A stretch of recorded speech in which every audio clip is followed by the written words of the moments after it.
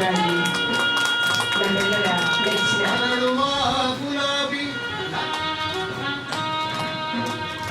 ಮುಂಗಾರು ಮಳೆ ಇದಕ್ಕೆ ಇದುವರೆಗೆ ಮಾತಾಡಿದ್ದು ನಾನು ಧ್ವನಿ ಅವರ ನಿರೀಕ್ಷೆಯೂ ಹಾಗೂ ಕುತೂಹಲವೂ ಆಗಿದೆ. ಎಷ್ಟೊಂದು ಭಾಗ್ಯ ನಮ್ದು ಇಲ್ಲಿ ಬರ್ತಾ ಇದ್ದಾರೆ.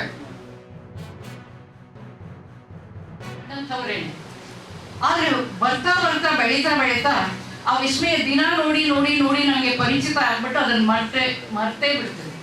ಮರ್ತವ್ರು ಏನ್ ಮಾಡ್ತೀವಿ, ಬೇರೆ ಕಡೆ ವಿಸ್ಮಯಗಳನ್ನು ಹುಡ್ಕೋಕ್ ಹೋಗ್ತೀವಿ, ಇರೋದನ್ನ ಬಿಟ್ಟು ಇಲ್ಲದೆ ಇರೋದನ್ನ ನೋಡುತ್ತೇವೆ. ಆದ್ರೆ ಕವಿ ಮನಸ್ಸಿರುತ್ತಲ್ಲ, ಅದಕ್ಕೆ ಬೀಳುವ ಮಳೆಯೂ ವಿಸ್ಮಯ, ಹರಿಯುವ ನೀರು ವಿಸ್ಮಯ, ಆ ಹರಿದ ನೀರು ಮತ್ತೆ ಮೋಡವಾಗೋದು ವಿಸ್ಮಯ. ಇವೆಲ್ಲ ವಿಸ್ಮಯವನ್ನು ನೋಡ್ತಾನೆ, ನೋಡಿ ಮತ್ತೆ ಕಟ್ಕೊಡುವ ಪ್ರಯತ್ನವನ್ನ ಮಾಡ್ತಾರೆ. ಕೃಷಿ ವಿಭಾಗದಲ್ಲಿ ನಮ್ಮ ಜಯಣ್ಣನ ಧ್ವನಿ ಇನ್ನೂ ಕೂಡ ನಾವು ಪರಿಚಿತವಾಗಿದೆ. ಎಷ್ಟೋ ಜನ ಗಾಯಕರು, ಹಿಂದೂಸ್ತಾನಿ ಗಾಯಕರು, ಕರ್ನಾಟಕ ಶಾಸ್ತ್ರೀಯ ಸಂಗೀತದ ಗಾಯಕರು ಧ್ವನಿ ಅವ್ರು ತೀರಿ ಹೋಗಿದ್ರು ಕೂಡ ಆ ಧ್ವನಿ ಎಲ್ಲಾದ್ರೂ ಕೇಳಿಸ್ಕೊಳ್ಬೇಕು ಅಂತಂದರೆ ಆಕಾಶವಾಣಿನ ಮೊರೆ ಹೋಗಬೇಕಾಗುತ್ತೆ. ಆಕಾಶವಾಣಿ ಕೇವಲ ಪ್ರಸಾರವನ್ನು ಮಾಡುವಂಥ ಕೆಲಸ ಮಾಡ್ತಾರೆ, ಅದನ್ನು ಧ್ವನಿ ಸಂಗ್ರಹದ ಕೆಲಸವನ್ನು ಕೂಡ ದಾಖಲೆಯನ್ನು ಮಾಡ್ತಕ್ಕಂಥ ಮಹತ್ತರವಾಗಿರ್ತಕ್ಕಂಥ ಕೆಲಸವನ್ನು ಮಾಡ್ತಾ ಇದೆಯಲ್ಲ, ಅದಕ್ಕಾಗಿ ಆಕಾಶವಾಣಿಯ ಬಗ್ಗೆ ನಮಗೆ ವಿಪರೀತವಾದಂಥ ಗೌರವವನ್ನು ನಾವೆಲ್ಲರೂ ಕೂಡ ಬೆಳೆಸ್ಕೊಳ್ತೀವಿ. ತರಬೇತಿಯನ್ನು ನೀಡಿದರು.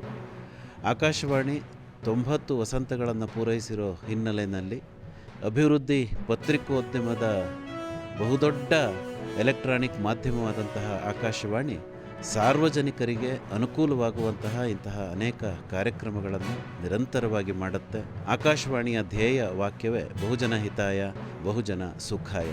ಸದಾ ಮೈಸೂರು ಆಕಾಶವಾಣಿ ಕಾರ್ಯಕ್ರಮಗಳನ್ನು ಕೇಳಿ ನಮ್ಮ ಜೊತೆ ಅಭಿವೃದ್ಧಿಯ ಜೊತೆಗಾರನಾಗಿ ಬನ್ನಿ ಅನ್ನೋದು ನಮ್ಮ ಆಶೆ. 22 ಸಸಿಗಳನ್ನು ನೆಡ್ತಕ್ಕಂಥ ಕಾರ್ಯಕ್ರಮ ಆಕಾಶವಾಣಿ ಮೈಸೂರು ಪಾರಂಪರಿಕ ಕಟ್ಟಡದ ಸುತ್ತಮುತ್ತ ನಡೀತಾ ಇದೆ. ಹಾಗೆ ಇಡೀ ವರ್ಷ ಹಲವಾರು ಕಾರ್ಯಕ್ರಮಗಳನ್ನು ಹಮ್ಮಿಕೊಳ್ತಾನೆ ಇದ್ದೇವೆ. ಈಗಾಗಲೇ 2 ವರ್ಷದ ಹಿಂದೆ ಈ ಅಭಿಯಾನ ಶುರುವಾಯಿತು.